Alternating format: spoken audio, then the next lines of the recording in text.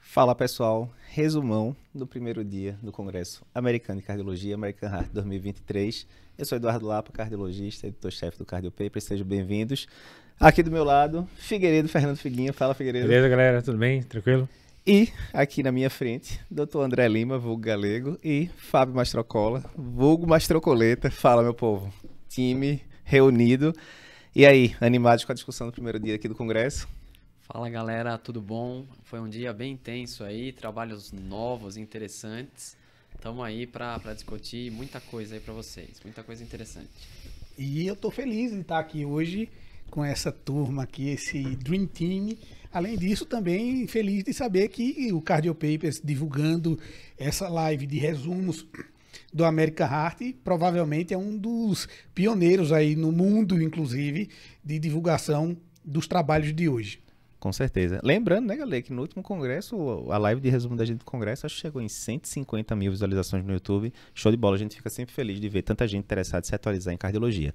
Normalmente a gente fica naquele drama, né, de qual vai ser o estudo mais importante do dia, a gente deixa para votar no final e tal. Dessa vez aqui eu vou direto ao ponto. O principal estudo do dia e talvez do congresso, quiçá do ano, é o estudo SELECT, que a gente vai discutir agora no começo, certo? Então, fazer o contexto. A gente sabe que a obesidade é ruim para o coração, está relacionado com um bocado de fator de risco, aumento de hipertensão, diabetes, dislipidemia.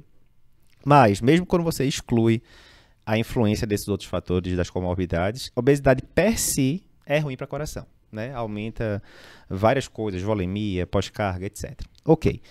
Qual é o problema? Se a obesidade é ruim para o coração, se eu tratar a obesidade eu diminuo o risco cardiovascular? É meio óbvio que sim, né? Mas quando a gente vai para os estudos de mudança de estilo de vida, a maioria não tiveram uma redução de peso significativa para a gente comprovar isso, infelizmente, né?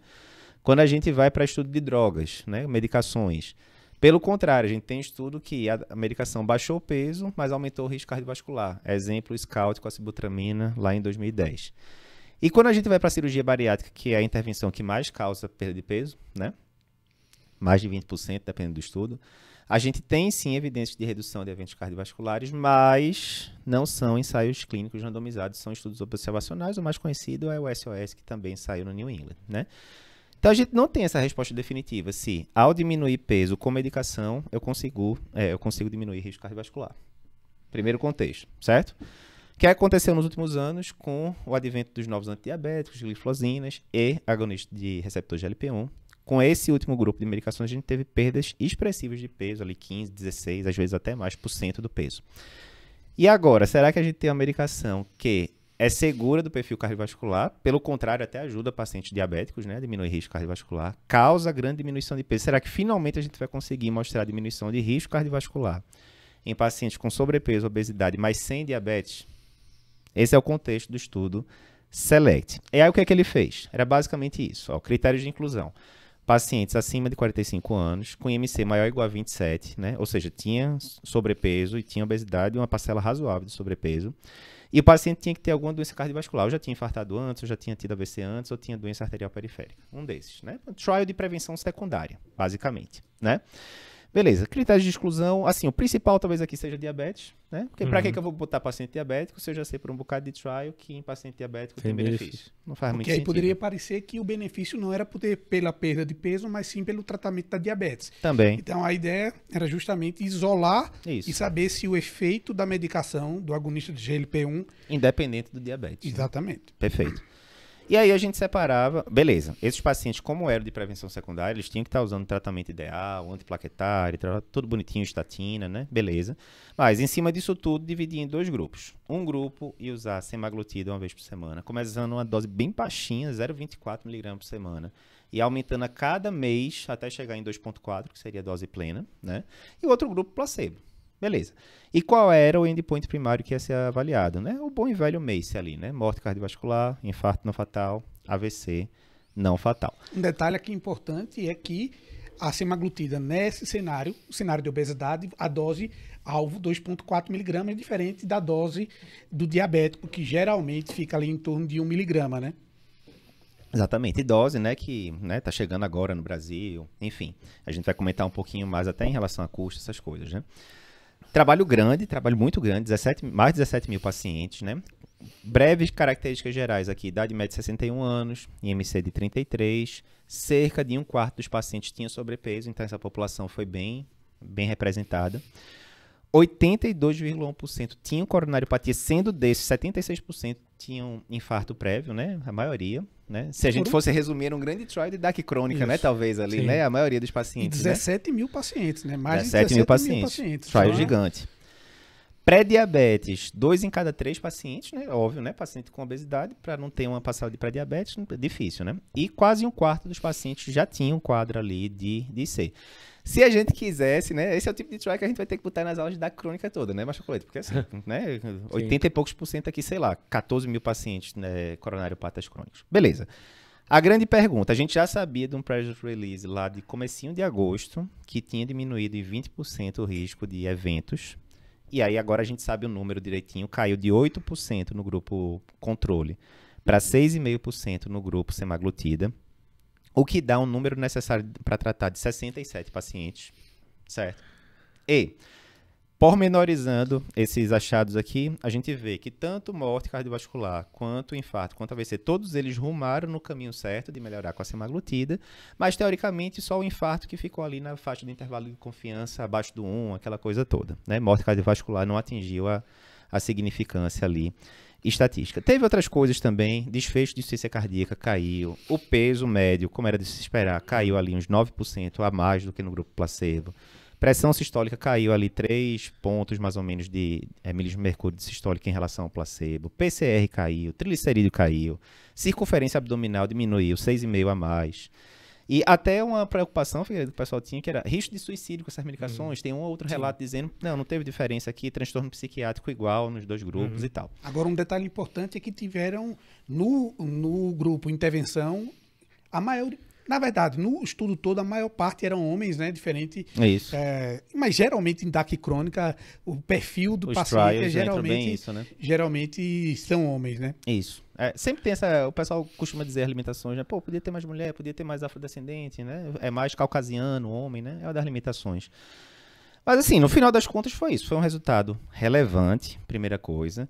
Preocupação, o pessoal fala, pô, o pessoal vive dizendo, mas veja, com a dose de 1 miligrama de semaglutida, a gente já vê muitas vezes o paciente reclamando, né? De náusea, empachamento pós-prandial, aquela coisa toda, e com a dose tão alta assim, teve um aumento de descontinuação, 8,6% no placebo, 16,6% na semaglutida, de fato, a maior parte por efeitos gastrointestinais, mas é aquele negócio, isso aí costuma ser transitório, né? Se o paciente aguentar ali as primeiras semanas, tal, costuma ir para frente a coisa, né? Estudo importante, bem importante, tem um bocado de coisa aqui para a gente discutir agora. Primeiro ponto, né? Eu ainda não sei como é que tá, não sei se fecharam o preço aqui no Brasil da medicação com dose plena, 2,4 miligramas, mas eu tinha ouvido falar que ia ser coisa de 2.000 e poucos reais. Ainda não está totalmente definido. Não está totalmente, alguma coisa nesse, barato, né? Vamos dizer 2.000, né? Pô, 24 mil reais por ano não é tão tranquilo, né? Para 99% da população brasileira. Mas né? Uma dúvida também, preço é diferente de valor.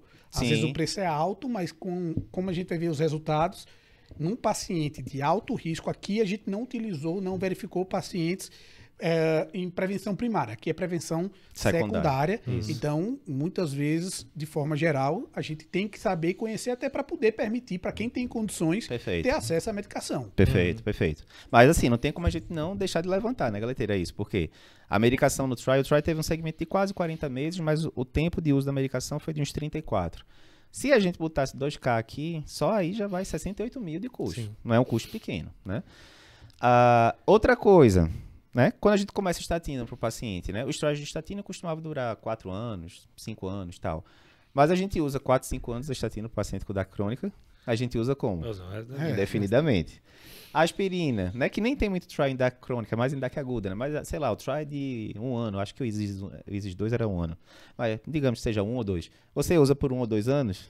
Vida toda. Sim. E aí, vamos usar durante a vida toda um americano? Não, mas vai baratear. Mesmo que caia bastante o preço, é um custo relevante, né? A gente não vai saber, até porque a probabilidade, a plausibilidade é que se mantém para o resto da vida, até porque a obesidade é uma doença muito da cabeça. E a gente nem sabe direito como os agonistas da GLP-1 atuam aí nessa... Existem múltiplos fatores, outros que a gente já conhece, outros que não, mas como a obesidade é uma doença crônica e tem muito a ver com a cabeça da pessoa, às vezes o tratamento O bom e pode velho ser que efeito seja... sanfona, né? Faz uma intervenção, emagrece, depois que tira e volta o reganho de peso. Mas né? eu acho que agora é uma boa notícia, é uma ótima notícia, mais uma excelente, medicação que faz o paciente perder peso e sem os efeitos colaterais que a gente via na sibutramina, que a pessoa perdia peso, aumentava a pressão, irritabilidade. Não, e outra coisa, até pra gente conversar com os pacientes, né? O paciente, muitas vezes, quando ele vem falar com a gente, quero perder peso, geralmente é por efeito estético, vamos falar a verdade, né? Geralmente o paciente, o topo dele é isso. Não, eu quero parecer melhor, e tá tudo bem. Mas agora a gente tem mais um argumento muito claro de trial, que, rapaz, diminui pra caramba a Eu acho velocidade que esse muscular, trial aqui né? é uma mudança de paradigma. Isso. É uma revolução aí na medicina, na cardiologia, na endocrinologia. Obesidade extremamente frequente, doença cardiovascular Sim. também. Tem um dado que ele fala logo no primeiro parágrafo do estudo, que em 2035 prevê-se que mais da metade da população E a gente já pode, no vai Brasil, estar a acima. gente já tem a pesquisa Vigitel que mostra que hoje Isso. mais de 50% da população brasileira tem Isso. sobrepeso ou obesidade. E a doença cardiovascular é a principal causa de morte, né? E a Isso. gente sabe que 70% desses pacientes, muitos deles são obesos e não têm diabetes. Então, tratar a obesidade e reduzir desfecho cardiovascular com uma magnitude que a gente pode até discutir se é custo efetivo, isso daí depois, Sim. mas o trabalho foi importantíssimo. É um trabalho, sim, que vai mudar a prática clínica, Concordo. tá? É um trabalho que a gente tem que brigar para que esse medicamento seja cada vez mais acessível e com coisas muito interessantes, né? Essa curva abriu muito rápido, antes Abriu da muito perda rápido. de peso. Então, Machocoleta, diz aí, porque uma das dúvidas que o pessoal tem é o seguinte: será que só foi a perda de peso que melhorou? Porque se for assim, será que se tivesse perdido 10% do peso corporal, 9%, como o estudo mostrou, com Sem mudança a de estilo de medicação. vida, será que teria dado no mesmo, né? Entre aspas, mais barato, né? Com vários outros benefícios, mas será que tem alguma coisa aqui que mostra que talvez tenha algum benefício além da perda de peso? Muito provavelmente sim. A gente sabe que a perda de peso é muito importante, reduz pressão arterial, melhora o perfil lipídico, melhora a glicemia, mas a abertura da curva foi muito antes dessa perda de peso, foi praticamente nos primeiros meses. Uhum. Então já começou a abrir antes dos pacientes perderem peso. E teve outras reduções além disso, uma redução importante de coisas pró-inflamatórias, reduziu PCR. o PCR caiu bem, né? 37%. E o que explicaria isso? Tem várias teorias, a gente não sabe o mecanismo certamente, mas a redução de gordura, tá? Por redução de gordura perivisceral, né? Uhum. Pericárdica, isso pode diminuir inflamação, diminuir trombogênese. Então Certo. tudo indica que não é só pela perda de peso. Claro que a perda de peso teve sim importância na redução, reduziu 3 milímetros da pressão arterial, Uhum. a gente já comentou as outras coisas, tá? Reduziu a evolução também para pré-diabetes, diabetes, então, mas vai além disso. Perfeito. E a vantagem é que é um desfecho duro. Morte.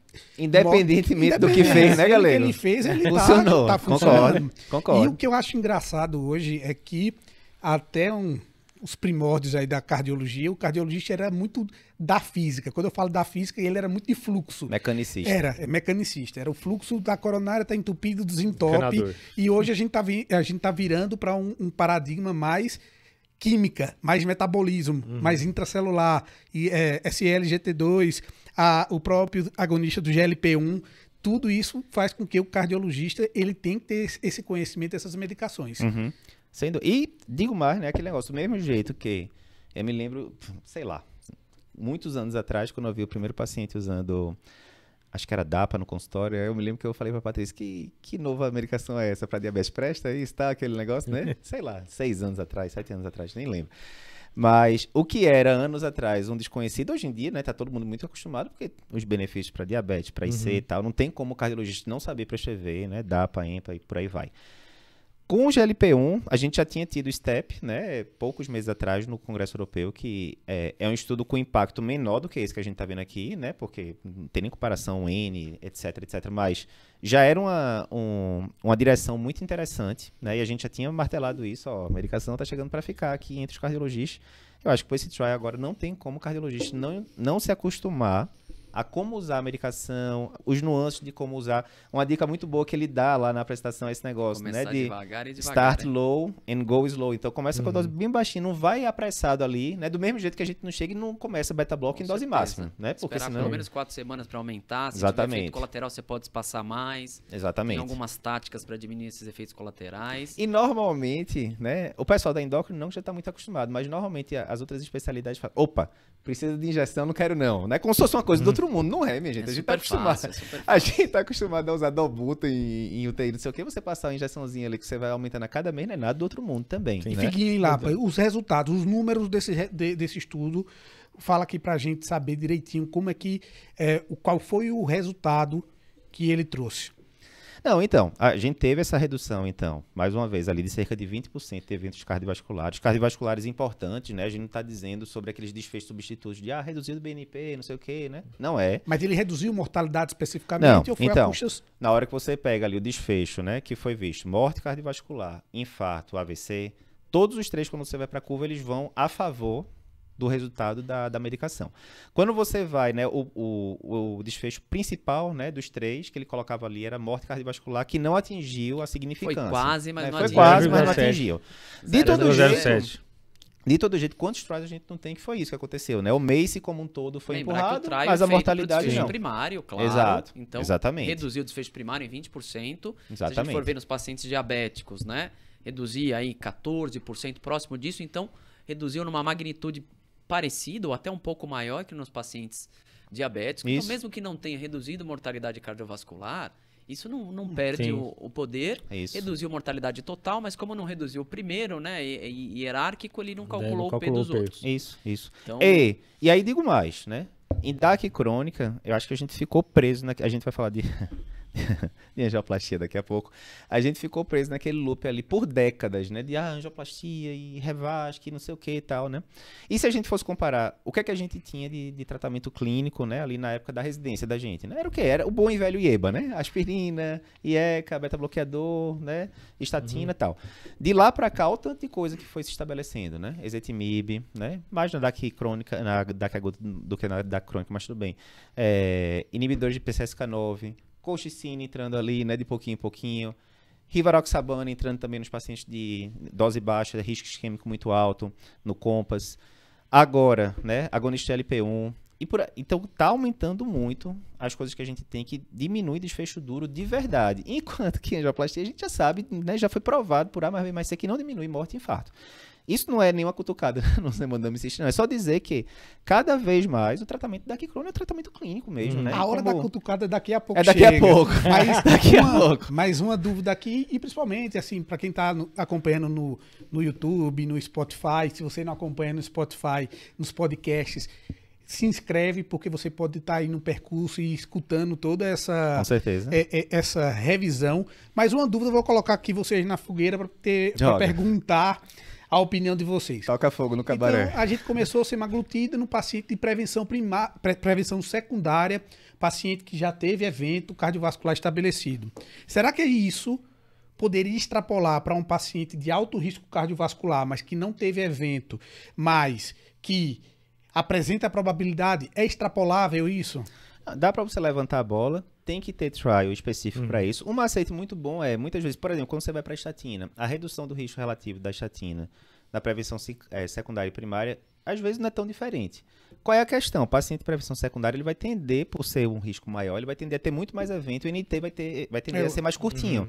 Então imagina, se você tem um NT de 67 na prevenção secundária, imagina se na primária for de 150. Putz, aí provavelmente aí não vai vai ser ficar- custo eficaz, né? Com o preço que a gente tem aqui e tal. Mas é um ponto pra gente saber. Mas assim, eu acho que se a gente fosse resumir esse trial, assim, um pensamento que eu acho muito importante é, aqui, qualquer um da gente, se a gente recebesse um paciente coronariopata que veio para uma segunda opinião e etc, e ele chegasse pra gente e falasse, tá aqui a minha receita, não tem aspirina na prescrição. O que é que a gente ia dizer? Meu Deus, que absurdo é isso? Por que é que você não tá... Tem alergia Putz, não pode. Impossível, né? Isso aqui tá mal feito. Se alguém, sem clopidogrel, sem nada, né? Sem antiplaquetário. Se o paciente chegasse, ou não usando estatina, ou usando estatina com LDL de 130, com dose subotimizada, o que é que a gente dizer? Meu Deus do céu, como é que pode um negócio desse? Vai diminuir risco, vamos tratar agressivamente e tal. E assim por diante. Se o paciente fumar, a gente vai mandar parar de fumar e tal. Mas me parece que a gente aprendeu a ter ali uma complacência muito grande com o paciente chegou com coronário hepata crônico, tá com IMC de 29, não, tá um pouquinho acima do peso, mas, Sr. José, vamos caminhar um pouquinho ali na pé, vamos caminhar ali na praia um pouquinho, não sei o quê. Você sabe que 90%, 95% das vezes com essas orientações não vai dar certo.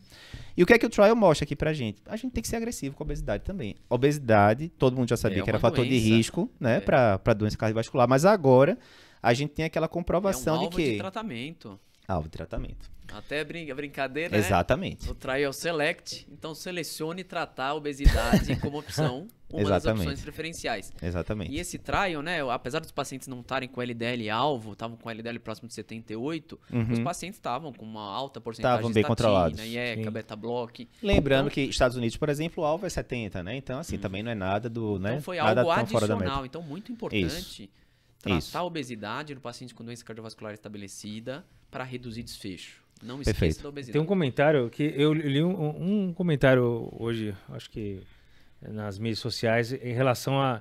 A gente sabe que tem que usar estatina para esse paciente com prevenção secundária. Vai diminuir risco, mas geralmente o paciente vai sentir nada. Se não tiver efeito colateral. Isso é. Estatina. Agora, se você usar uma semaglutida, muito provavelmente vai perder 10% do peso e além de ter o benefício em redução de desfecho, ele vai melhorar a qualidade de vida, ele vai sentir mais o benefício da medicação do que simplesmente uma redução de... É mais perceptível do lado do paciente, né? Então, porque às vezes a gente chega pro paciente e fala, ó, que top, o seu LDL era de 110 e foi para 50. Ele não sabe muito o que significa isso, né? Ele não sabe a importância disso se a gente não explicar. Mas todo mundo sabe que se você tá acima do peso, você perdeu 10 quilos de peso, isso é ótimo para qualquer pessoa. No dia a dia a diferença. Para ele, se fosse seguro, já tava bom, mas além de ser seguro, Exato. foi benéfico, né? Sim. Exatamente. Que evolução mesmo, né? Da época de sibutramina e outros, né? Poderiam dar hipertensão pulmonar, arritmia, hipertensão.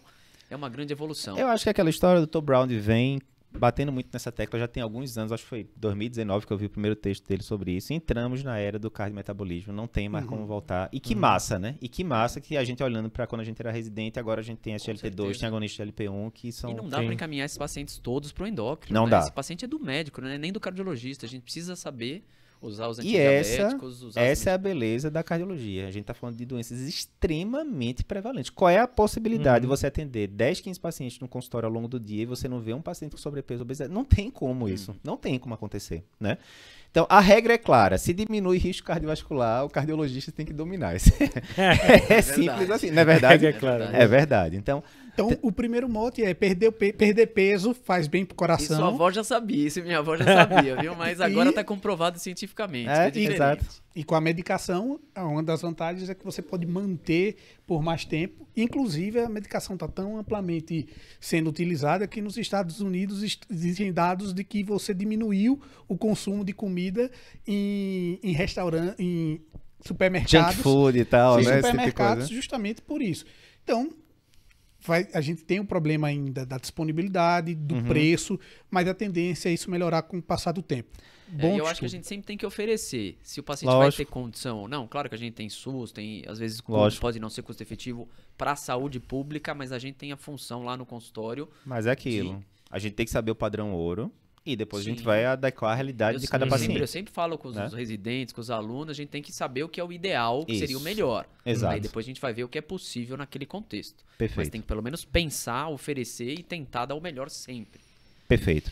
Lembrando que para esse primeiro dia teve muito trial bom, mas também pra gente não ficar 3 horas aqui de trial, a gente separou 4. Esse foi o primeiro. Ah, Eduardo, então é o primeiro, é o principal, vou sair fora agora. Não, segura aí que os próximos 3 são bem importantes também. E se você gostou já desse primeiro comentário, desse primeiro análise, já clica aqui. Se você não é inscrito, se inscreve no canal, se inscreve no podcast. E compartilha, né, galera? Compartilha. Com o povo, né? Porque tem gente que não tá sabendo, que sabadão tá aqui com um mega resumo, né? E tem gente que tá de brincadeira na tomateira que não sabe que aqui de lado no YouTube tem um sininho que você clicando lá. Inscreva-se. E tem mesmo, um sininho. Tem um verdade. sininho.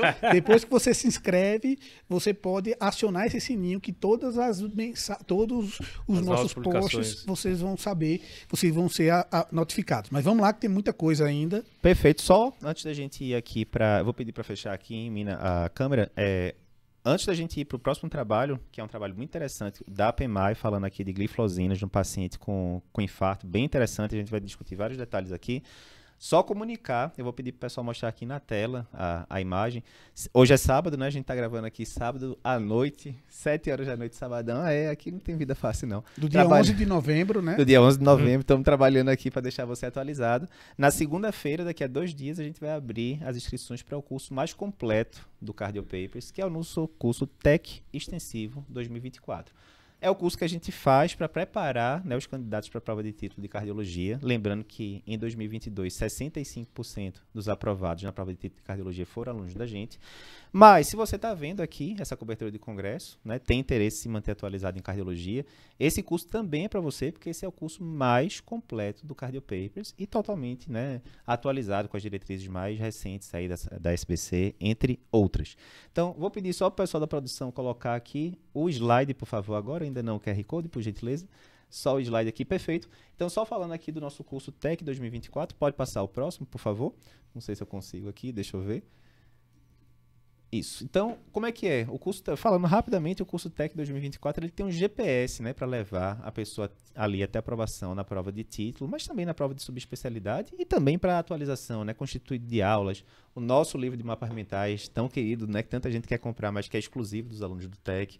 Simulados, aplicativos com milhares de questões, curso de produtividade para você aprender a aproveitar. Todo mundo já fez aqui o curso de produtividade, aprender a aproveitar melhor o seu tempo, como ser mais produtivo, mesmo no corre-corre do dia a dia. E a nossa mega revisão final, né, que é o desafio Tech que a gente faz ali no final do ano, mostrando todos os principais temas. Lembrando, né, que a nossa taxa de aprovação na prova de título aí tem crescido muito nos últimos anos. Em 2021, 60% dos aprovados foram alunos da gente. Em 2022, 65,5%.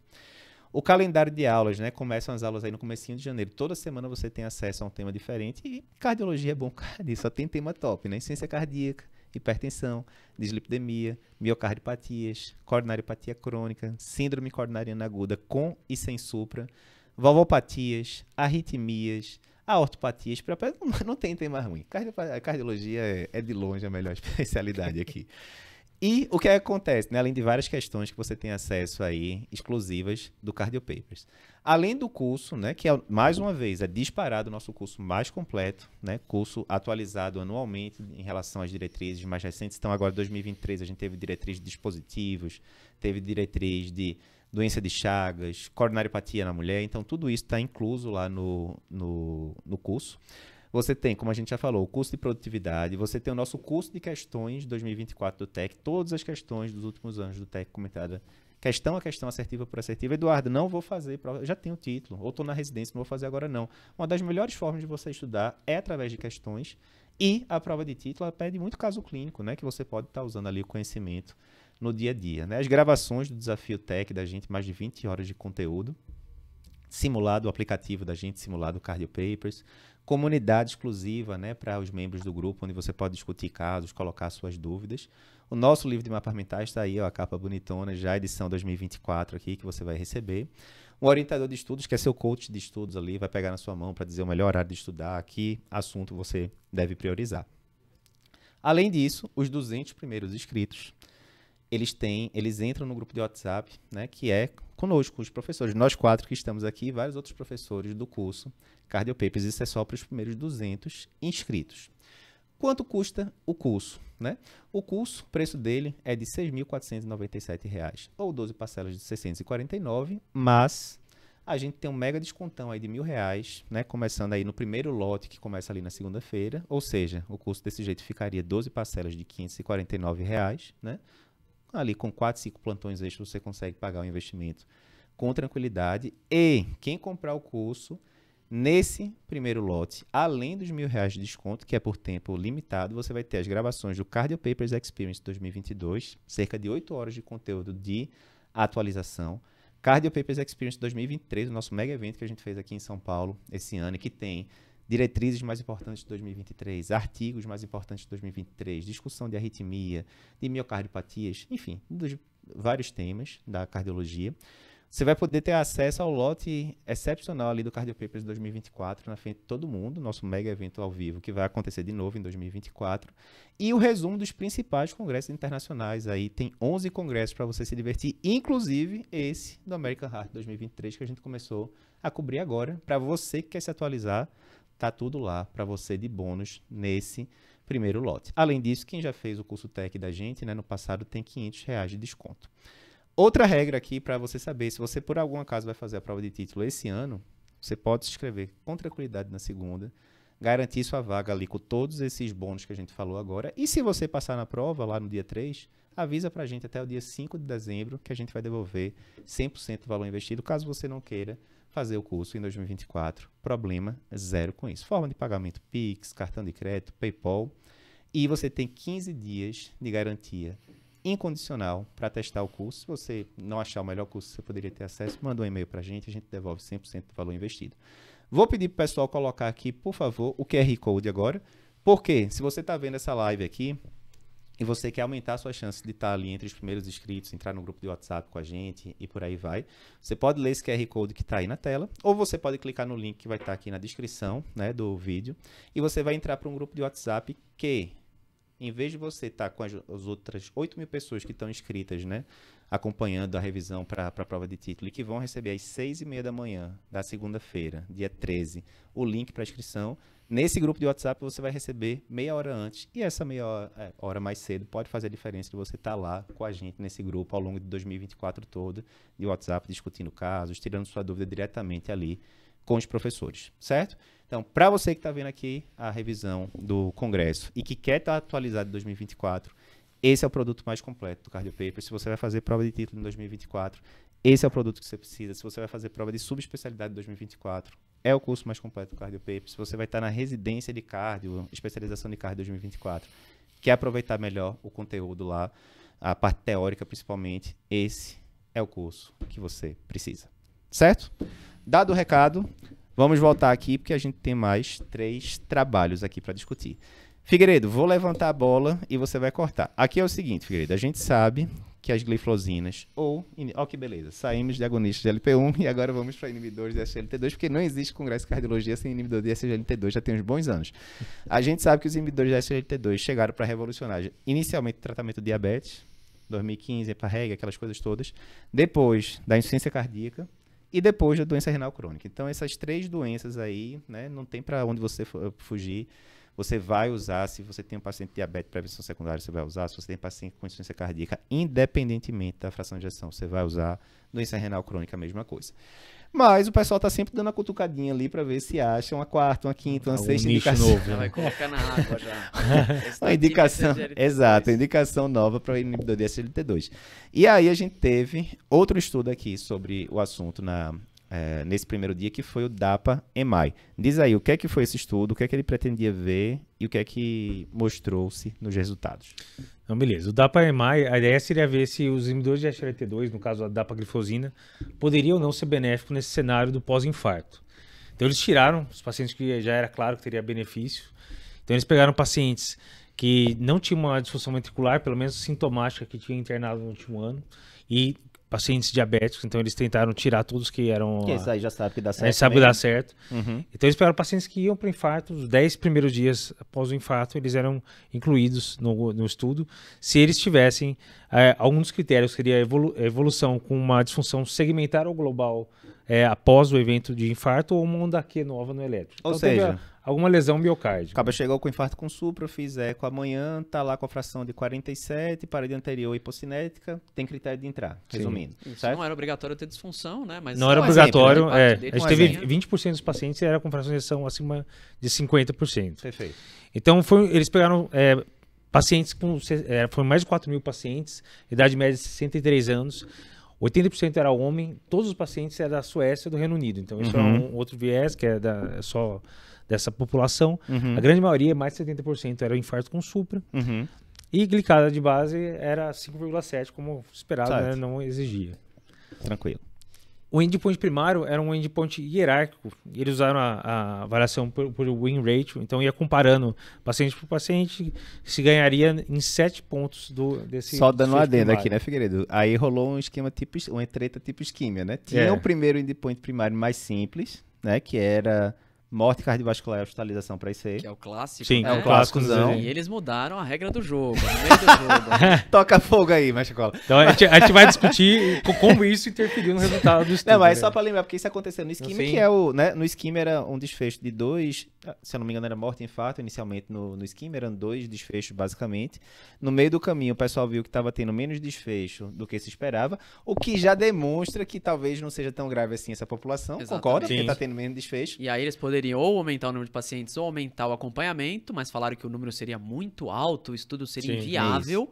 E aí eles acrescentaram várias coisas Sim. e mudaram. Mas lembrando que isso tinha sido definido a priori, né? Antes do estudo começar, o pessoal já tinha definido, olha, se acontecer isso, a gente sim. pode ir por esse caminho, né? É, então- importante isso, né? Então no esquema tinha essa Isso. prerrogativa. Foi Aqui não. interferência do VAR aí, interferência do VAR, tá ajudando. E o que é para o pessoal entender, quando você vai criar um trial, é importante você estabelecer a sua amostra e o poder daquele estudo trazer a sua resposta. E para você definir o tamanho da amostra e o poder, você precisa estabelecer qual é o percentual de eventos que vão acontecer. Isso.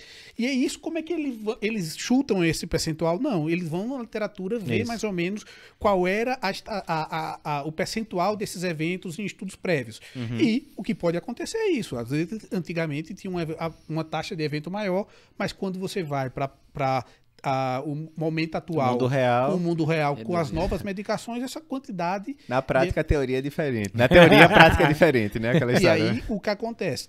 Nessa situação, para se resolver, teria que aumentar muito a quantidade amostral, Que é um gasto danado, né? Para os pesquisadores e tal. tempo, e aí, ou você aumentar as características avaliadas, que aí foi justamente E isso. aí, Figueiredo, saímos de morte e infarto, né? Que é, desculpa, morte e internação por AVC, que é o basicão. Por isso. Saímos de 2 para quanto? Para 7 Pra desfechos. 7 uns meio... Que eu vou explicar né? agora aqui. Mas basicamente era uma população de um risco mais baixo. Você tirou o paciente com IC, tirou o paciente diabético, é uma população que infartou Sim. de um risco mais baixo. Sim, Então a gente esperava realmente que teria uma quantidade de eventos menor, né? certo. Então eles pegaram um desfecho hierárquico, então viria primeiro morte cardiovascular, morte por qualquer causa, veria se teve hospitalização por IC, se teve Certo. um infarto agudo do miocárdio, se teve a ocorrência de uma FA, um flutter. Aí agora já começa a ficar umas coisinhas mais Já gerais, jogou um né? FA Flutter aí, já jogou um novo diagnóstico de diabetes. Isso aí foi... Lembrando que normalmente o diagnóstico de diabetes a gente vai dar pela glicada e a glifosina diminui a glicada, né? Sim. Então fica meio, né? Aí era... Daí o sexto era classe funcional na última consulta, classe de NIRA, Certo. IC, e o último seria perda de peso. De 5% só ali já tá 5%. valendo já, né? Que a Então- gente sabe que não é que nem agonista de LP, Sim, mas sim. diminui uma besteirinha o peso ali também e tal, né? Então Ou colocou seja, vários a outros gente já sabia que ia dar desfechos certo, né? Então, Mas assim, a gente botou ficou muito heterogêneo os endpoints, concordam? Porque muito assim, né? heterogêneo e Você ir com de coisas novo... que a gente já sabe que Novos muito casos de diabetes provavelmente misturado com morte, né? Enfim, ficou meio heterogêneo. Mas tudo bem. Então, acho que como esperado, veio positivo o estudo. E aí a gente tem Certo. que interpretar com cuidado. um estudo positivo mais positivo. negativo, né? Positivo mais Então, negativo. vendo os 7 desfechos, então teve um win rate de 1,34, então 34% mais vitórias do grupo que estava com dapaglifosina, colocando tudo isso no meio.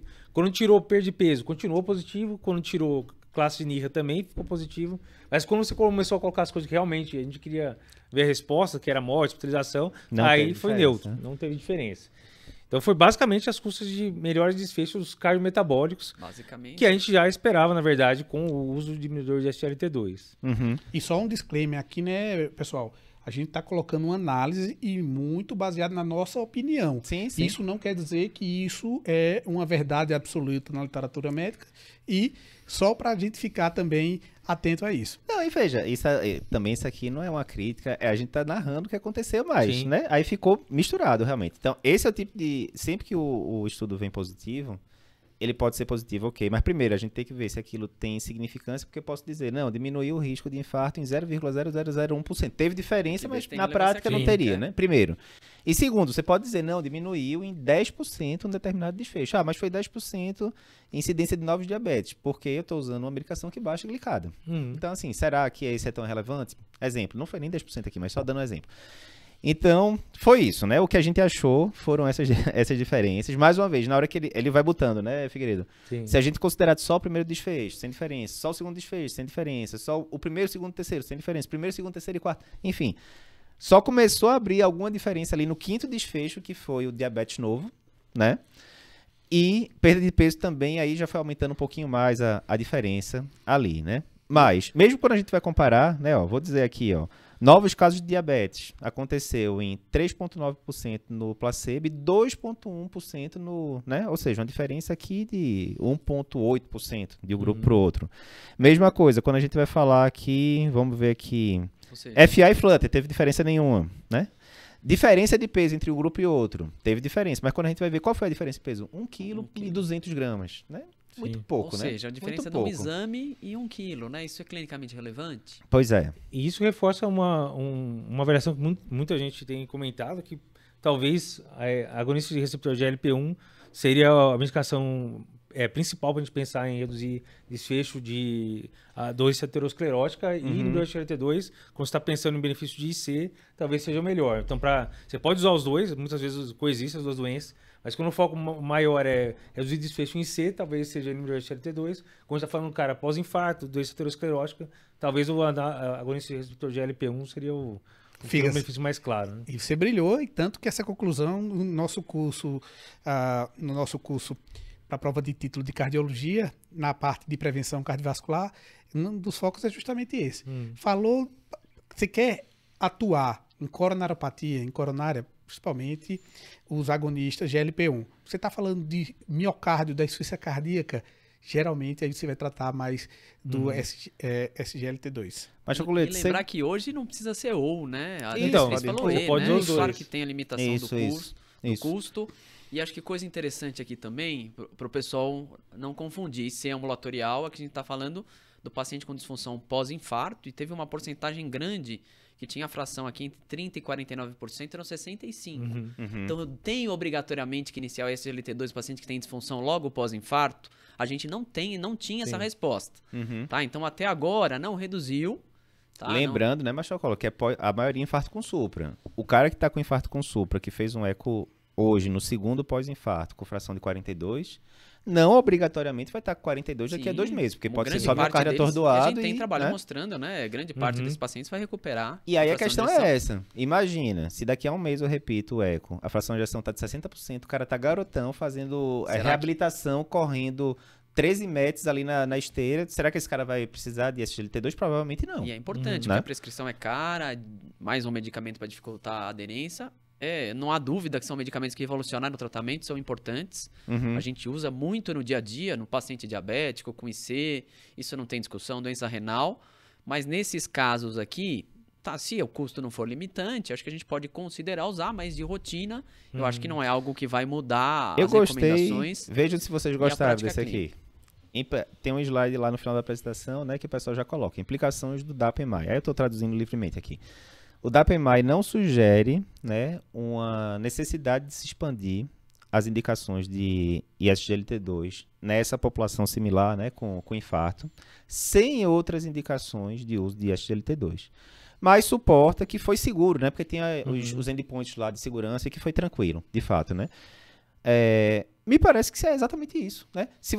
Agora pegando, quer dizer que você não vai prescrever de jeito nenhum? Não, digamos que esse cara aí que ficou 42% de fração de ejeção e que estava assintomático, digamos que daqui a 2 meses eu repito continua 42% e ele volta agora dizendo, olha, estou usando tratamento, né, vamos botar 38, estou usando tratamento para ICFé daqui a 2 meses, a fração continua 38 e eu estou sintomático apesar do tratamento triplo. Aí ele vai ganhar. Não tem discussão. Normal. Indicação normal de ser, né? Indicação normal de ser. Então, aqui eu acho que o resumo dá para esse. A tese era tentar proteger o coração logo no início do infarto, para evitar que ele degringolasse mais para frente. E o fato aqui é que isso não se comprovou. Foi um resultado positivo, mas que não convenceu, né? Pelo menos aqui a gente, eu acho que o consenso é esse, né? Amanhã, se a gente pegasse um paciente positivo, as custas de desfecho substituto, então desfechos pouco relevantes clinicamente, menos relevantes. Infelizmente, né? A gente gostaria que tivesse sido diferente. Mas o nosso papel aqui não é torcer, claro. é discutir a realidade, né? Então, Com assim, certeza. pegando um paciente parecido com esse amanhã lá, pronto para receber alta no hospital, teve infarto daqui 3, 4 dias atrás, a minha tendência seria de não começar, deixa quieto, até porque muitas vezes quanto mais quando a gente coloca, mais difícil é você muitas vezes esquece do feijão com arroz bem feito. Exatamente. Né?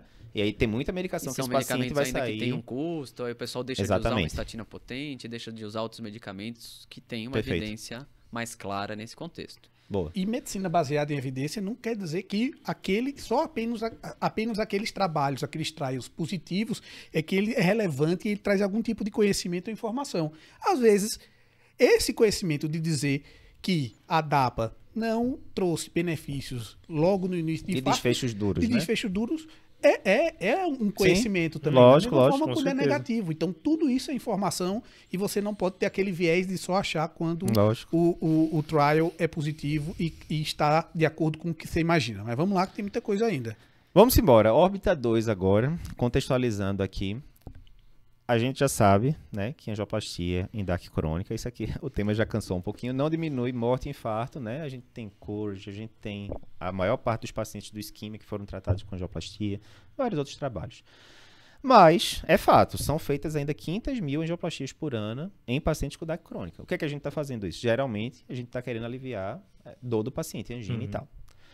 Qual o problema, né? A gente tem muito trabalho mostrando, o próprio isquemia tem isso, né? O grupo que foi para a estratégia de revascularização tende a ter bem menos sintomas do que o grupo que ficou em tratamento conservador. Ok. Mas qual o problema que o grupo, né, os pesquisadores desse estudo, e lembrando que é o órbita 2, a gente vai falar do órbita 1 daqui a pouquinho, o que é que eles falavam? Quem aqui nunca teve aquele paciente que reclamava que só de angina, que a gente mandou para o CAT, e que no CAT ou não tinha lesão, ou tinha uma lesão que você não mexeu, era uma lesão de 40%, alguma coisa assim, e o paciente volta na outra consulta, O Cat doutor, limpou, o Cat limpou. tirou com a mão, doutor, não tô sentindo, mas como é que pode? Um negócio que você não fez nenhuma intervenção e o paciente chega dizendo que melhorou. Porque muitas vezes, até procedimentos pode ter feito placebo, né? De você Eu vi ficar essa ali mais semana um tranquilo, caso assim, eu vi essa... né? Muito comum. Então, lá atrás, o pessoal do Órbita chegou e falou, olha, pra gente descobrir se realmente esse procedimento faz diferença e tirar a dor ou não, a gente tem que fazer um procedimento chamado sham control. A gente vai dizer para todos os pacientes que eles vão ser submetidos à angioplastia, mas no final das contas, que a ideia é essa, mas que no final das contas eles vão entrar no laboratório de hemodinâmica, eles vão botar headphone, eles não vão saber o que está acontecendo, vai ser montado ali todo o cenário do angioplastia, mas de fato só metade desses pacientes vão colocar um stent, outra metade vai fazer de conta, entre aspas, que vai botar o stent, mas não vai botar. Acho que o grande exemplo disso é o Simplicity, né, da denervação renal. Da denervação que renal. O benefício era gigantesco quando não tinha o sham Control. E aí, depois que teve esse benefício... Exato. Então, Essa é importante tirar esse fator aí confundidor. É claro que tem questões éticas, a gente tem que ver o contexto, depois a gente vai discutir isso. A palavra é bonita, é um novo termo, mas na verdade é um procedimento simulado. Isso. Né? Você testar o procedimento a angioplastia com uma simulação da angioplastia em si. Exatamente. E nesse cenário, às vezes, como é que você vai simular? Ele vai fazer o cateterismo Vai com lá funcionar, vai fazer tudo. e como ele estava comentando agora, ele faz uma sedação, o paciente vai começando a ficar mais sonolento, ele está com um fone de ouvido, Tocando a musiquinha ali tocando uma e musiquinha tal. para que ele não esteja ligado no que está acontecendo. Exato. E por que é duplo cego? Porque tanto quem randomizou lá na sala e a pessoa que vai analisar ele não sabe. Mas, obviamente, quem está lá na paciente, sala sabe que está O médico que acontecendo. está seguindo ele depois não sabe, por aí Isso. vai. Beleza. E aí, qual foi a importância do órbita? No órbita inicial, original, os pacientes usavam terapia topada, geralmente 3 antianginosos. E o que se viu o grupo que fez angioplastia de verdade e o grupo que fez angioplastia, entre aspas, para quem estiver escutando o podcast e não está vendo, fazendo o gesto, de mentira, quando você foi ver a evolução deles, evoluindo de forma muito similar, e o endpoint primário, que era o tempo que o paciente corria lá na esteira, foi igual, resumindo. Mas aí muita gente falou, quase ninguém usa 3 medicações, também com 3 medicações em cima você conseguir um benefício adicional também é complicado, e não deveria ter medido tempo na esteira, deveria ter medido angina de verdade, que é o que a gente quer ver, isso né, críticos. Aí o pessoal falou, beleza, vamos fazer o seguinte, foi um golpe ali na hemodinâmica, o pessoal falou, vamos fazer o órbita 2 agora, que é esse estudo que a gente vai falar agora. Aí qual era a diferença do órbita 2? Pegava paciente que tinha doença coronariana relevante, tinha isquemia demonstrada por método, né, cintilo, ergométrico, o que fosse, tinha angina, o equivalente anginoso, já tinha conversado com o médico, tinha ali um planejamento de fazer angioplastia e tal, e podia ser uniarterial, podia ser biarterial, triarterial, não tinha essa limitação. E o paciente chegava lá na sala de hemodinâmica, e aí mesma coisa, né? Resumindo o protocolo que é grande, mas resumindo muito. Mesma coisa, ele poderia fazer uma angioplastia de verdade, ou poderia fazer, entre aspas, uma angioplastia de mentira. Agora, né? uma observação importante e uma crítica que eu faço da realidade é que, mesmo se o paciente estivesse utilizando antianginoso de rotina, eles retiravam os antianginosos e ninguém ia para procedimento com antiginoso. Na verdade, ele até poderia ir, que ele poderia utilizar a nitroglicerina De alívio, em spray né? de alívio, poderia até se utilizar, porque no score lá de avaliação existe esse item de utilizar essa Mas nada de nitroglicerina. ação prolongada. Nada né? de ação Mas prolongada. o que é que ele queria com isso? Ele Ele queria queria garantir que que- todo mundo que ia pro negócio era sintomático. E Não realmente, tem fatores de confusão, Isso, né? Vamos 96. testar só angioplastia. 96% do pessoal que foi para o procedimento, né?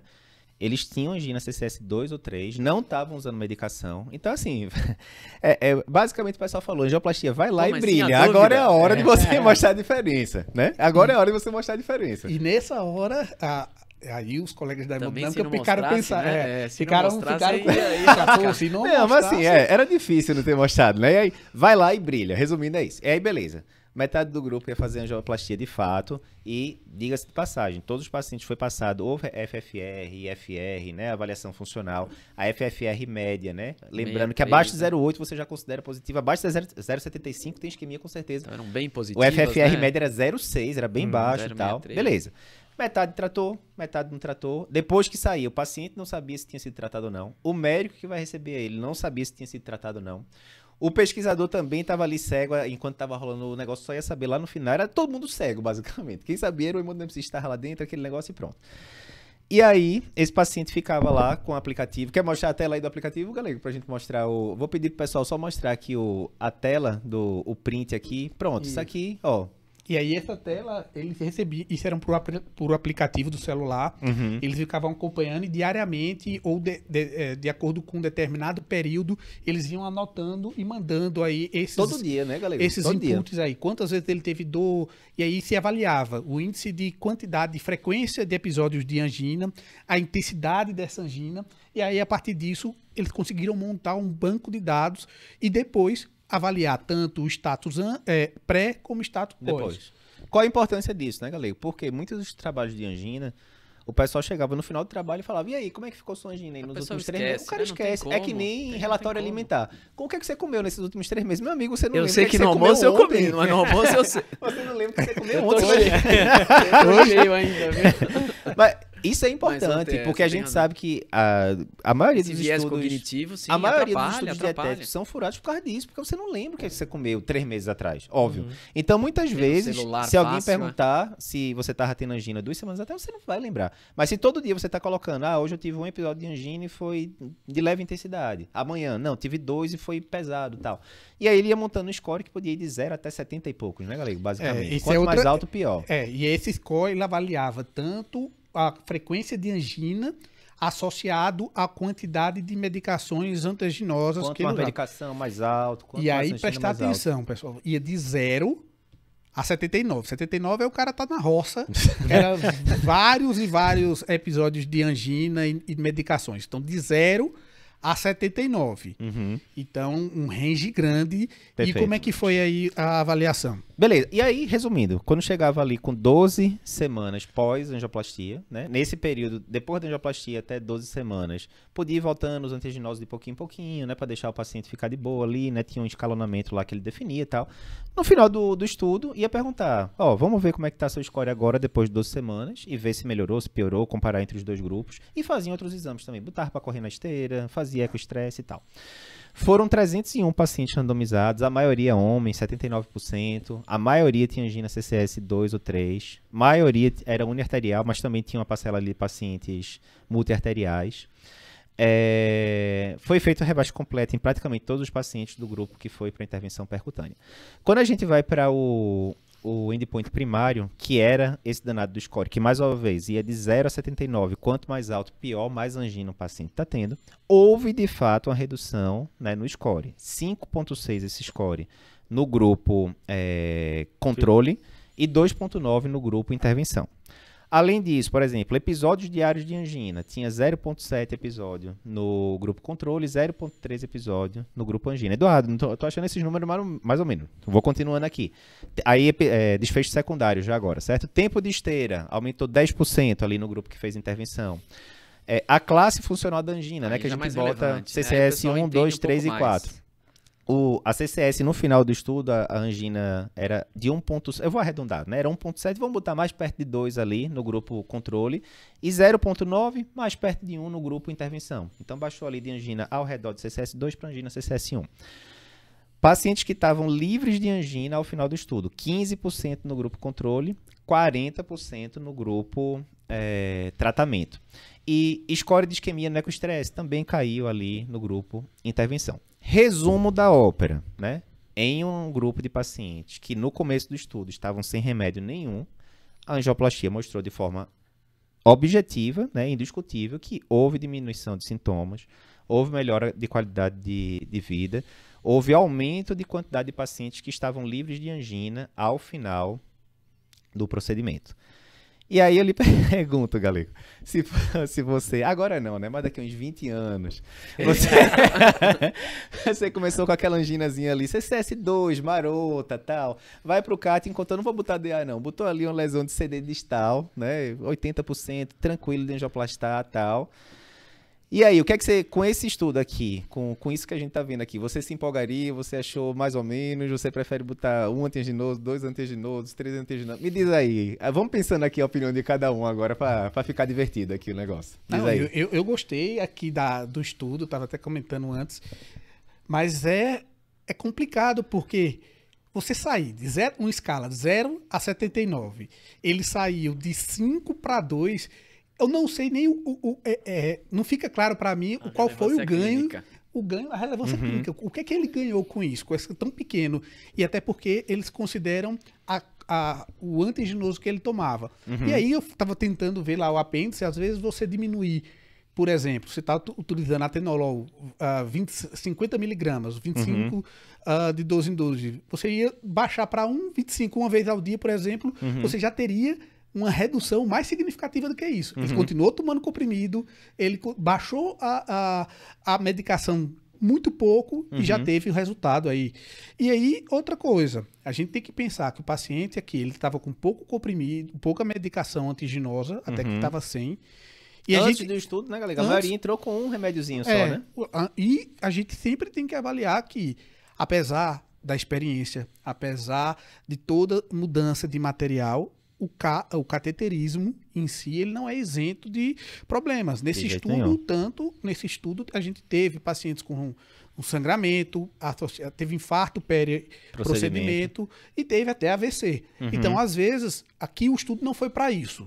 Mas, o que a gente tem que pensar e colocar na mesa para discussão do paciente é dizer, cara, você pode... o procedimento pode diminuir a quantidade de remédio que você utiliza, porém... E pode aumentar do outro lado, porque tem que botar o clopidogrel durante os meses, né? Porque botou stent, né? E também você pode ser a pessoa sorteado para ter um problema associado ao procedimento. Mas, colocar isso em jogo e trazer o paciente para a discussão é importante. Eu acho que a principal mensagem que a gente tem nesse estudo é: você precisa ser claro, sincero, verdadeiro e explicar ao paciente as possibilidades e tomar a decisão em conjunto. E relembrar o que não vai melhorar. Não vai diminuir morte, não vai diminuir infarto. Mas você enrolou e não disse o que ia fazer. Não, brincadeira. Não, vamos lá. Eu preferi tomar comprimidozinho um pouquinho mais. Brincadeira. Mas, Chocolete, o que é que você achou aí? Eu acho um estudo bem interessante. Se a gente fosse juntar a órbita 1 e a órbita... Que tem gente dizendo que estão se contradizendo nos estudos. Você acha que teve contradição? Acho que não. Também acho que não. Né? Isso aqui, você tirou todos os fatores confundidores e mostrou que a angioplastia reduz sintoma. Isso é uma grande novidade? Acho que não é uma grande novidade. Desde o Courage isso já ficou bem evidente. Só que aqui eles quiseram isolar. Então, comprovou... Ficou a metodologia ideal para dizer isso. Está comprovado. Para afirmar que a angioplastia reduz sintoma. Mas como Galego falou, é super importante. Os sintomas, cada pessoa tem a sua percepção. Então, tem que ser feito de forma individualizada. Quanto esses sintomas limitam a qualidade de vida? Cada um que sabe. O que a gente não pode é vender ilusão. Como falar que angioplastar vai reduzir infarto. Não reduz. Então, se o paciente é assintomático, não teria que fazer isso, não tem muita discussão. Se é sintomático, quanto esses sintomas limitam a qualidade de vida? Ele tem a opção de tratar só com medicamento, principalmente de uma forma inicial, e muitas pessoas não querem fazer intervenção.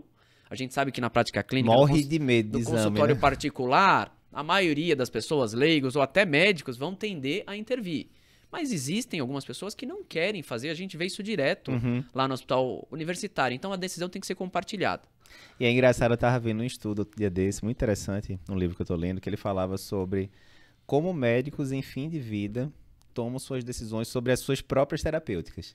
E a moral da história é que era médicos em fim de vida, depois de verem décadas do que a medicina tem a oferecer, eles tendem a ser muito mais conservadores com eles mesmos. Meu amigo, deixa quieto, deixa aqui que eu vou de boa e tal. Mas eu acho que é isso. A gente vê paciente que morre de medo de fazer uma extração dentária, quanto mais um cateterismo, alguma coisa do tipo. E tem paciente que adora fazer exame. Não gosto de tomar remédio de jeito nenhum. Não quero usar 5, não. Se eu puder usar 3 é muito melhor e tal. Ou seja, é caso a caso, né? E às vezes o paciente quer correr uma maratona, uma corrida, quer fazer e não quer sentir angina CSS nenhum. Exato. Tá? Exato. E outros pacientes não se incomodam com aquilo. Então a decisão tem que ser compartilhada. Mas vai deixar de tomar remédio? Ele não vai deixar de tomar estatina, Não vai, deixar de não tomar vai, S. não vai, não vai. Você não vai pôr um stent e acabou a doença coronariana. acabou, a doença exatamente. continua. E vai botar o clopidogrel durante o E mês. além Ainda de tem tudo, isso. é- Tem do risco resto de precisa trombose ter- de stent, tem as complicações durante o cateterismo, isso tem que estar bem claro, né? Que Eu o a- pessoal só vê. Eu acho que um último ponto relevante é o seguinte, relendo lá os dados do Órbita, né, tal, que a gente estava comentando, no Órbita o pessoal usava, em média, 3 antiaginoses, como a gente já falou, que já não é fácil você colocar isso na prática clínica, né, assim, a maioria dos pacientes não está usando isso tudo. Metade dos pacientes foi para angioplastia durante o evento, e ao final do trabalho, os dois grupos tinham taxas de sintomas similares. 60% dos pacientes ainda mantinham sintomas, Isso é. apesar de usar 3 antiaginoses e terem angioplastado. Ou seja, a doença é cabulosa também nesse sentido, isso né? foi parecido também, né? Aqui, Bem a parecido. maioria dos pacientes, mais de 80% eram uniarteriais, abordaram a lesão, Uhum. diminuiu a isquemia, mas continuaram com sintomas.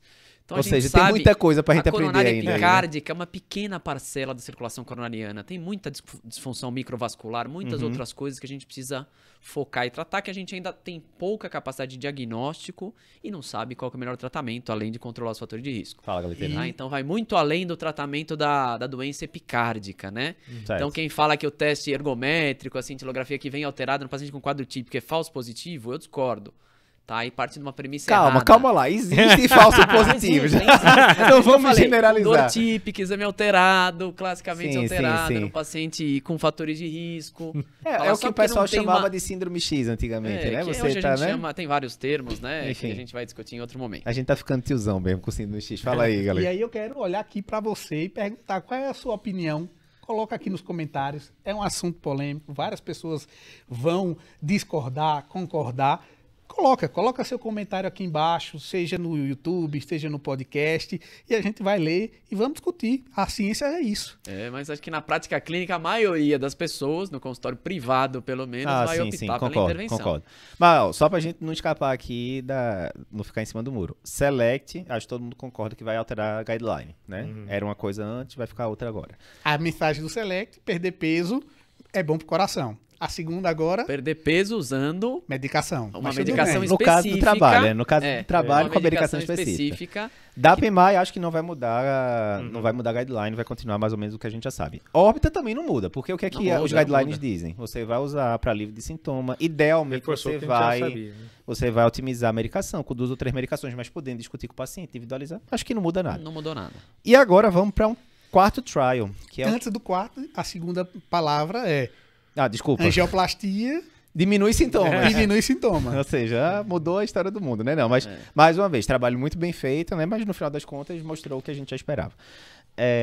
E o MINT Trial, né? MINT Trial, que entre vários pesquisadores, tem Dr. Renato Lopes, Dr. Pedro Barros, né? Dr. Pedro já escreveu vários textos para o Cardio Papers, Dr. Renato já veio para várias lives com a gente, palestrou lá no Cardio Papers Experience 2022. Sempre bom ver pesquisadores brasileiros apresentando trabalhos, né? E publicado E no publicando no New England, New England. Show de bola. Parabéns pro pessoal. né? Entre os primeiros autores, né? Show de bola. Parabéns.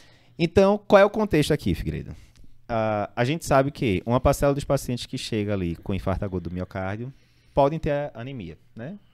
Nesse caso desse trabalho que a gente vai falar, abaixo de 10. E aí fica a dúvida. Por quê? Querendo ou não, infarto é decorrente de isquemia miocárdica, depende lá daquela questão de oferta, demanda, etc. Quanto menor o HB, menor a oferta de oxigênio que está chegando lá para o músculo isquêmico, poderia piorar o meio de campo, né? Se você transfundisse, isso aí poderia melhorar. Mas, por outro lado, a gente sabe que a transfusão tem seus problemas, inclusive de ter efeito protrombótico, pode dar hipervolemia num paciente que está infartando, às vezes é aquela bolsa que bota o paciente com congestão pulmonar e complica, tem que ir para UTI, ou, né, enfim, complicar ainda mais, ir para o tubo e tal. Será que vale a pena a gente transfundir esses pacientes com síndrome coronariana aguda e HB menor do que 10? Será que é bom a gente ser mais conservador, deixar cair ali até 8, 7 para transfundir? Será que eu já transfundo logo e garanto ali o meio de campo? Não se sabe. Quando a gente vai, aí tem um bocado de trial, né, em relação à transfusão, em ambiente de paciente mais grave, etc, etc. A maioria desses tem meta-análise, inclusive, com 21 mil pacientes, mais de 21 mil pacientes do autor principal aqui do estudo, que mostrou que é uma estratégia mais conservadora, você segurar a transfusão, não trouxe mal para o paciente e ainda economizou, obviamente, hemoderivados, né? Quando a gente vai para esse contexto de síndrome coronariana aguda e anemia, a gente tem 3 trials menores, o maior é o Reality, mas na hora que soma tudo ali dá uns 820 pacientes, que a tendência também, né, seria você deixar ali mais conservador, né, mas não tinha N suficiente para resolver a questão.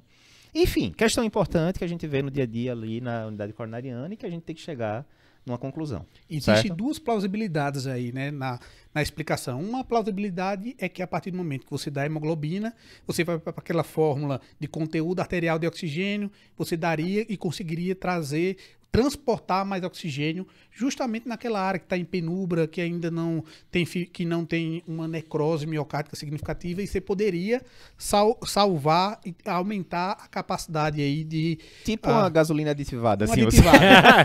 Mas a outra plausibilidade, e que a gente vê em vários e vários outros cenários, por exemplo, de terapia intensiva, é que você transfundir, a própria massa transfundida, ela não tem a capacidade de liberar o oxigênio de forma muito fácil ali no tecido periférico, e também poderia aumentar a parte de viscosidade do sangue, aumentar a trombogenicidade de microcirculação. Então, o grande estudo, ele vai avaliar isso. E uma pergunta que eu queria fazer para vocês aqui é que, nesse cenário de infarto e anemia, é importante a gente saber, porque esse paciente está com anemia. Lógico. E é uma coisa muito comum, né? 20% dos pacientes que infartam têm anemia. Então, todo dia, né, para quem trabalha no hospital universitário... Inclusive, hospital, a anemia pode ser a causa do infarto, se for infarto tipo 2, do HDA, exatamente. alguma coisa do tipo, né? Enfim. Então, é algo muito comum. Perfeito. Beleza. Muito importante, Galego, a gente saber, né? Até porque... Fala aí, Galego, a pergunta. Desculpa aí te interrompi que você... Tá bom. Eu pensava que tinha sido o Galego. Diz aí, Galego. Foi o Machocolo que perguntou a causa e eu me perdi. Ou foi você? Não, uma das coisas é essa. Saber, tentar identificar por que esse paciente está com anemia. Às vezes esse paciente passa muito tempo no hospital, múltiplas coletas. Perfeito. Mas, se o cara chega logo de começo, já está com anemia, é uma situação, e a gente sabe da clínica médica, né, que a anemia tem que ser investigada. Sim. Porque às vezes, imagina, esse cara vai para fazer dupla integração plaquetária, bota tem um tumor, tem coloca câncer de cólon, que descobre depois. É uma beleza, né? A causa, e é um brilho aqui até do estudo, de conseguir fazer essa seleção desses pacientes. Eles começaram provavelmente a recrutar em 2016, não é isso? 17, se eu não me engano, entrou no Clinical Trials, né? E começou a randomizar depois, a gente tem o resultado agora, né? Aí diz aí, Machocolete, como é que foi a característica dos pacientes? Quantos pacientes entraram? Qual era o endpoint? Dá um resumão aí, geral. Vamos lá, era um estudo randomizado, multicêntrico, com 3.506 pacientes maiores do que 18 anos com evento agudo, tá? Então, infarto com supra, infarto sem supra. Aqui foi utilizada a terceira definição universal de infarto, por causa da época que começou o trabalho, né? Tem algumas diferenças da quarta definição, CKMB e algumas outras coisas que depois a gente vai discutir. E aí vem justamente dessa informação que a gente deu agora, né? Ele começou em 2016 ou 2017. No Clinical Trials era 17, acho que foi 18 que 2018, entrou a definição universal de infarto. Quarta, né? E aí ele teve que manter a mesma... Isso. E lembrar que os pacientes tinham que ter anemia com HB menor do que 10. Aí tinham 2 grupos. Um grupo liberal, onde a gente transfundiria para manter esse HB todo o tempo acima de 10, e um grupo restritivo, tá? Onde a gente consideraria a transfusão quando abaixo de 8 e quando abaixo de 7 estaria indicada. Então, já considerar a partir de 8, abaixo de 7. Então, aí, será que tem um número mágico? É obrigatório, né? Então, e de 7 estava indicada. De 7 a 8 você consideraria. Claro que se tivesse sintomas recorrentes, tudo estaria indicado a transfusão. E o endpoint, Machocola, qual foi? Vamos lá. O endpoint primário era a mortalidade geral em reinfarto em 30 dias, né? Então, um desfecho duro, um desfecho importante. Importante. Tá? Importantíssimo. E os endpoints secundário, mortalidade geral, reinfarto e o desfecho composto por mortalidade por todas as causas. Infarto do miocárdio, reinfarto, né? Eles já tinham infartado, do miocárdio não fatal. revascularização coronária não programada ou reinternação por isquemia miocárdica. Então, um trabalho muito importante, tá? Que é um trabalho aí que a gente tem muita coisa para discutir ainda. Mas e aí? O que é que você está fazendo suspense? Diga aí como é que vieram os resultados. Fala aí lá, para os resultados para começando gente... aqui, né, ó, enquanto mais chocolate, eu vou deixar para ele o palco principal aqui do resultado mesmo, mas aquela tabela, a boa e velha tabela 1, né, ó, pacientes, idade média de 72 anos, esperado que fossem pacientes mais idosos, né, o HB na entrada, 8,6, 2 em cada 3 pacientes multiarteriais, fração de ejeção média ali de 47%, ou seja, paciente grave, né, não era paciente tranquilinho não, idoso, multiarterial, fração de ejeção querendo cair já ali. Chamou a atenção aqui, 55% de pacientes de infarto tipo 2, que é aquele infarto, né, onde não tem a estabilização da placa, mas tem um desbalanço entre oferta e demanda de oxigênio. E quando a gente vai ali para o endpoint primário, né, mas chocoleta, aí a gente teve saindo ali no grupo restritivo, a gente teve 16,9% de evento e no grupo liberal 14,5%, né? Teve uma diferença, mas bateu na trave, né? O trial queria mostrar uma superioridade dessa estratégia liberal, ou seja, a gente manter o HB acima de 10, melhorar aí o balanço oferta-consumo, então melhorar a oferta, né, de oxigênio. Mas essa diferença que teve, que a gente falou, não foi estatisticamente significativa. Foi exatamente em cima, né? Na trave total. Na trave. Porque o intervalo de confiança ficou entre 1,26 foi de 1 até 1,35, né? E então, aí passando pelo 1, passou quando pelo a gente 1. passa pelo 1, pode ser aí que existe a probabilidade de ser alguma coisa... O 1 seria, não tem diferença, né? E aquele negócio, 1,35 seria que teria 35% de vantagem ali para o grupo liberal, né? Estatisticamente, existe uma tendência que a transfusão melhoraria, mas isso aí não é uma conclusão que a gente pode tirar de forma definitiva. Vou parafrasear aqui, vou traduzir livremente aqui, né, o que os autores escreveram em inglês. Eu achei uma belíssima conclusão. Os nossos resultados mostram que, em pacientes com infarto agudo do miocárdio e anemia, a estratégia liberal de transfusão não mostrou redução significativa do risco de infarto recorrente e morte em até 30 dias. Ponto. Outros endpoints do trial sugerem algum benefício da estratégia liberal sobre a estratégia restritiva, mas estudos adicionais são necessários para confirmar isso. Por quê?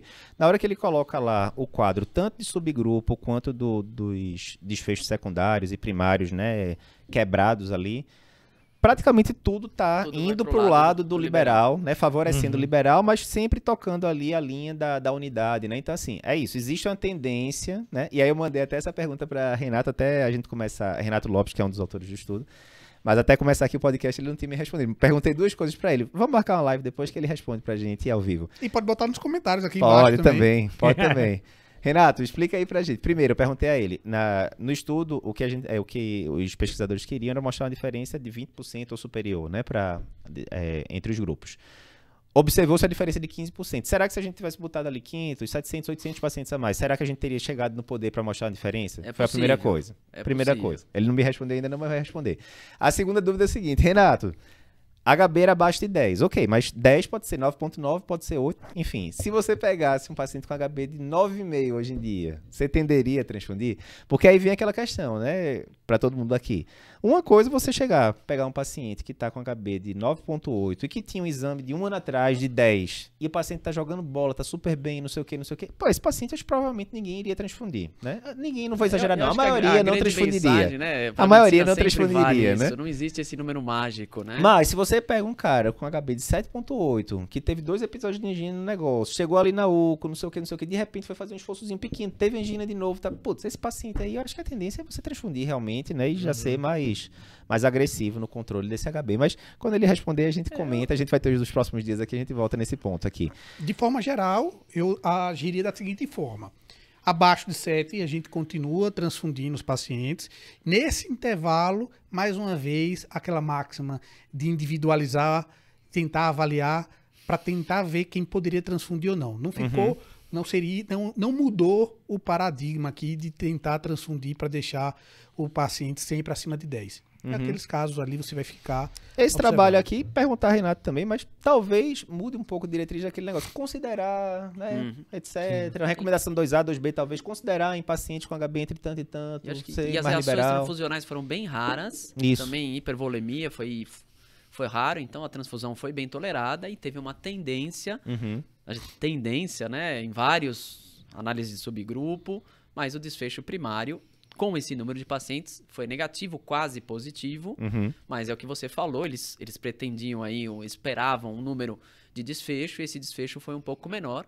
Talvez aconteça igual aconteceu com o ferro, Uhum. tá? Então, Na se hora a que gente faça uma meta-análise se fizer uma aí, meta-análise com esses 820 pacientes aí dos outros estudos, com os 3.500 daqui, tá? Talvez a Talvez. gente consiga significância estatística nesse desfecho primário. Mas acho que sim, acho que a gente vai tender a ser um pouquinho mais liberal, mas não tornar como obrigatória essa transfusão em pacientes com HB abaixo de 10. Mas acho que a gente tende a ser um pouquinho mais liberal, sim.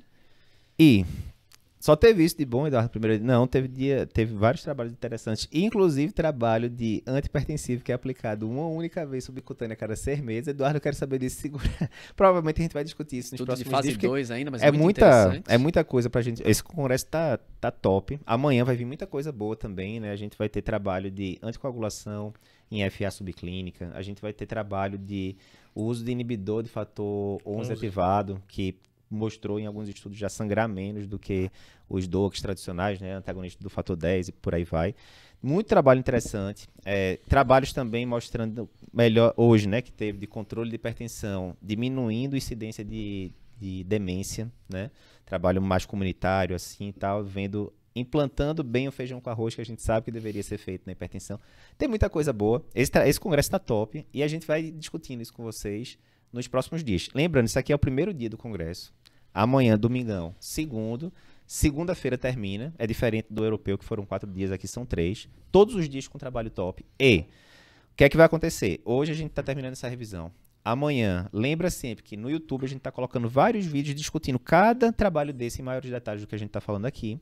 Lá no Instagram também a gente está colocando várias postagens com resumos mais breves que você consegue ler ali em 1 minutinho, tal, para ter ideia do trabalho. Amanhã, no domingo, a gente continua o mesmo protocolo e vai fazer também esse resumão do final do dia. E na segunda-feira, mesma coisa. E 8 horas da noite na segunda-feira a gente vai ter live, né? Literalmente ao vivo aqui conosco, resumindo os principais trabalhos desse congresso.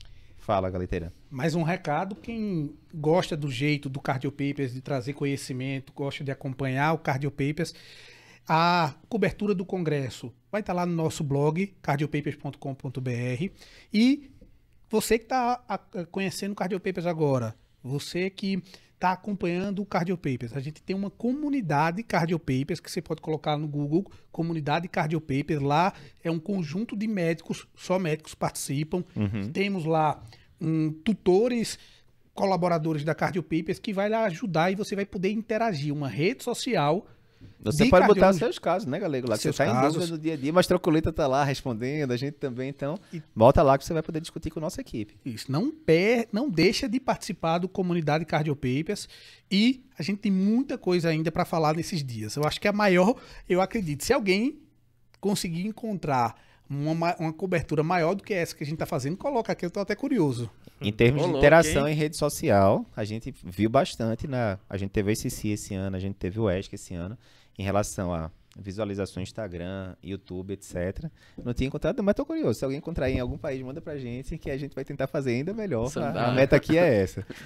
E é isso, pessoal. Ficou massa aqui, eu acho. Obrigado, como sempre, a presença de todos, né? Não tivemos aqui nenhum fight mais relevante aqui. Vamos deixar para os próximos dias. Mas do Fala. dia, qual é a votação do dia pra gente saber qual é Quer tirar o Select? Porque o Select eu acho que ficou meio ao concurso ali, né? Já ficou ali no... tá certo, pode tirar. Concordo. O Select concordo. realmente eu acho que talvez não entre ali.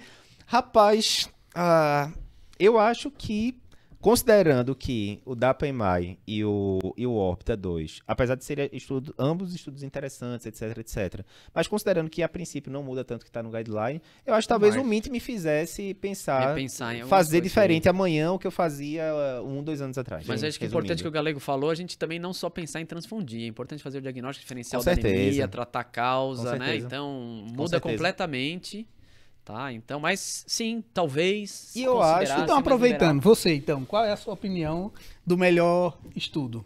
de Do hoje. melhor estudo? Do melhor que eu digo. Qual que você voltaria Tiro aí? Select. Porque Select Tiro realmente Select. já... Então, que vai impactar... Nenhum desses outros 3 vai impactar de forma definitiva a prática clínica, mas que tem potencial, com mais dados, de impactar mais a prática clínica, acho que é o Mind.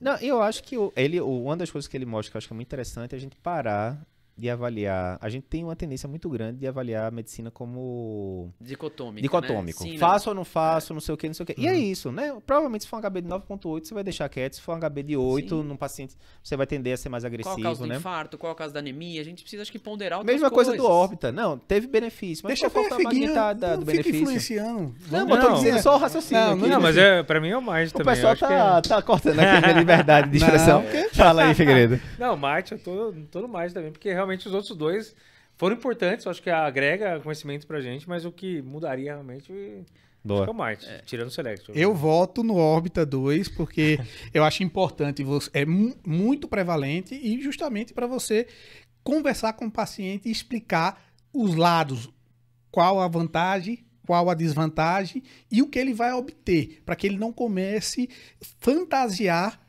Comprar gato por lebre. comprar gato por lebre. Mas Então, isso a gente já tinha, acho que desde o Courage, de uma forma bem evidente, né? Mas aí, lembrando... Não vai limitar a liberdade de expressão Não, dele. não Deixa ele vai. botar no, Isso. no órbita, Não, rapaz. vamos- Não, mas o fato é, muito massa a gente chegar num dia e discutir 4 trabalhos interessantes E as tal, 4 né? coisas extremamente prevalentes, Isso. né? Essa é a beleza da cardiologia, né? Extremamente prevalentes. Mas vamos fazer com que nosso telespectador, quem tá escutando, Comenta aí pra comece. gente também. Comenta o que é que você Não achou. não se sinta inibido aqui pelos comentários. Coloca aí pra gente. Diga aí, baseado no que a gente discutiu hoje, o que é que você faria diferente na próxima semana, no consultório, na unidade coronariana, na emergência, enfim, o que seja. Lapa, tem gente pedindo também aqui se a gente vai disponibilizar um PDF com resumo. O que é que a gente vai fazer? Pensa aí. O que é que o pessoal faz que a gente não desenrola, né, galera? A gente pode juntar, como a gente já fez em outros congressos, a gente pode juntar as várias publicações que a gente tá colocando lá no Instagram e gerar um e-book para colocar lá na comunidade. Gostei da ideia. Vamos falar com o pessoal do design pra gente disponibilizar isso aí o mais breve possível. E dependendo de quando você vai estar assistindo isso aqui, esse PDF pode ser que ele esteja aqui na descrição ou do podcast ou na descrição aqui do YouTube. Perfeito. Vai depender do momento. Pode ser que aqui, quem é mais assíduo vai estar assistindo e não vai ter, mas pode ser que dependendo do tempo vai ter lá o nosso PDF. Boa. Meu povo, vamos embora. Sábado à noite, né? Vamos aqui agora encerrando aqui sábado. Amanhã, domingo, cedinho, 8 horas da manhã, a gente já tá aqui cobrindo os principais trabalhos para você. E segunda-feira, mega revisão final. Então não perde. Lembrando mais uma vez que segunda-feira, cedinho, 6h30 da manhã, abre as vagas para o curso TEC 2024 Cardio Papers. Esse curso é para quem vai prestar a prova de título em 2024, quem vai prestar a prova de subespecialidade em 2024 e para você que está aqui acompanhando a gente, só se manter atualizado, vai fazer prova nenhuma, quer se manter atualizado, gosta desse formato da gente do Cardio Papers, de lhe atualizar. Esse é o curso premium do Cardio Papers, é o curso que tem uma abordagem mais completa de todos os temas e tem aqueles mega bônus por tempo limitado, pouquíssimos dias que vai ficar lá, cobertura do Cardio XP 2022, 2023, só aí são mais de 20 horas de conteúdo top, discutindo diretrizes mais importantes, artigos mais importantes, entre outras coisas, e a cobertura dos 11 últimos grandes congressos internacionais, incluindo esse daqui do American Heart, que a gente está fazendo agora. Show de bola? Vamos embora. Perfeito. Amanhã a gente Até tá mais, de volta. até mais. Obrigado. Boa noite.